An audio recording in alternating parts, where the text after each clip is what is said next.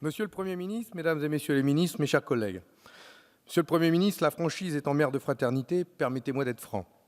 Nous ne voterons pas votre plan, car il laisse trop de place aux approximations, et face à un tel virus, c'est dangereux. De plus, il renvoie aux régions, aux élus locaux, aux associations, aux chefs d'entreprise, aux enseignants, aux organisateurs des transports, le soin d'organiser le déconfinement, alors qu'une deuxième vague arrive. Vous n'annoncez aucun moyen humain et financier supplémentaire pour mettre en place cette stratégie, pour l'éducation nationale, pour le dépistage, pour rendre gratuit un maximum de masques pour tous les citoyens. Vous renvoyez même aux Français le soin de les faire eux-mêmes. Il y aura le masque LVMH, haute couture, que portera Bernard Arnault, et puis il y aura celui fait dans les quartiers avec beaucoup d'amour et quelques bouts de tissu. Vous annoncez même que la réussite de cette stratégie reposera sur le civisme des Français. Mais les Français sont civiques, ils sont responsables, ils sont majeurs. Mais que dira-t-on du rôle et de la responsabilité de l'État? Comme beaucoup ici, nous regrettons la précipitation, le manque de moyens qui vous conduit à proposer un plan imparfait, incomplet et malheureusement qui sème toujours le doute. Nous ne partageons pas votre manière de vous décharger sur les maires, sur les entreprises, pour mettre en place ce plan. Vous invitez, vous incitez, vous encouragez, alors qu'il faudrait édicter des règles, organiser, contrôler.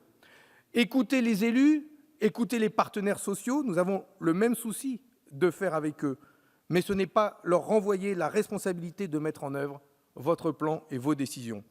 La progressivité du déconfinement dans le temps, dans le pays, tout cela, nous le partageons comme vous, mais cela ne s'improvise pas. Vous avez dû tenir compte de la colère des gens, de leurs craintes sur l'école, et nous nous félicitons que les lycées ne rouvrent pas tout de suite. Nous ne partageons pas, en revanche, votre choix d'ouvrir les écoles le 11 mai et sur la base du volontariat et sans moyens supplémentaires.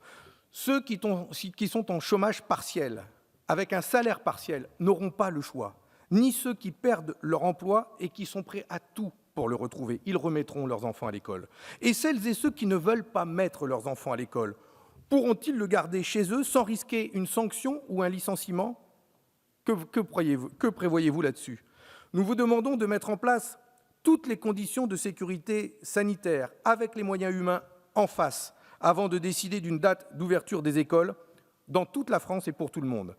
La République doit garantir les mêmes droits pour tous, dans toutes les campagnes, dans toutes les villes, ici et en Outre-mer, et pour tous les citoyens. C'est l'égalité de tous, même face à un virus. Nous demandons un minimum de masques gratuits et aux normes pour chaque citoyen. Nous voulons des prix encadrés.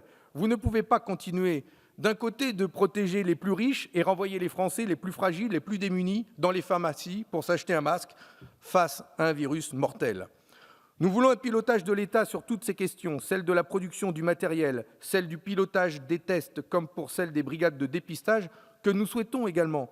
Mais à la différence de vous, elles ne peuvent pas dépendre du bon vouloir des maires ou des associations locales pour avoir du personnel pour les mettre en œuvre. Ça, c'est du bricolage. De même, comment laisser aux entreprises le soin d'organiser le travail sans donner plus de droits aux salariés, aux syndicats? Les conditions de travail, les déplacements, les horaires, tout doit être revu pour faire face aux risques épidémiques. L'objectif de la reprise du travail aujourd'hui ne doit plus être la rentabilité, mais plutôt de s'adapter aux risques épidémiques et être l'occasion de repenser complètement notre modèle économique. Tout le monde est prêt à retravailler et à trouver des solutions. Tout le monde aspire à ce que les enfants retrouvent le chemin de l'école et au plus vite, mais pas à n'importe quel prix, pas pour faire comme avant. Nous voulons donner un sens nouveau au travail, à l'effort collectif, à la production de richesses. Nous voulons que le déconfinement soit synonyme de sécurité, de confiance, mais aussi d'espoir.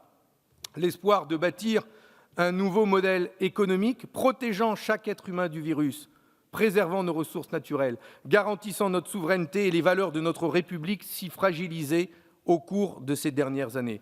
C'est dans cet esprit que nous avons formulé des propositions en tenant compte de la réalité de notre pays, ici comme dans les Outre-mer, où les inquiétudes sont encore plus fortes. Pour toutes ces raisons, les députés communistes et ultramarins du groupe GDR voteront contre ce plan, hormis un ou deux qui s'abstiennent ou voteront pour. Merci.